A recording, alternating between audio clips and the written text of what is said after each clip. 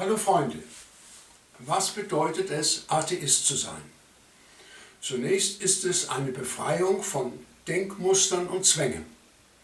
Keine Furcht mehr vor Gott, keine religiöse Bevormundung und Gängelung, keine kirchlichen Rituale, keine Taufe, keine Gottesdienste, keine jungfräuliche Geburt, keine Auferstehung von den Toten, keine Himmelfahrt, kein Jenseits, keine Hölle, kein Leben nach dem Tod, kein jüngstes Gericht.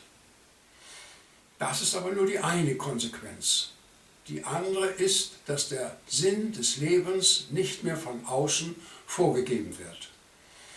Daraus folgt die Verantwortung jedes Einzelnen für den Sinn seines Lebens.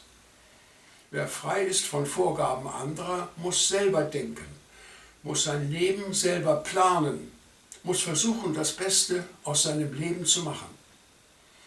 Und er muss stark sein. Bei Mutlosigkeit, Trauer und Verzweiflung hilft ihm kein Gott. Ich wünsche euch, gebt eurem Leben einen Sinn, achtet alle Menschen, erhaltet unseren Planeten und bemüht euch, am Frieden in der Welt mitzuarbeiten. Tschüss.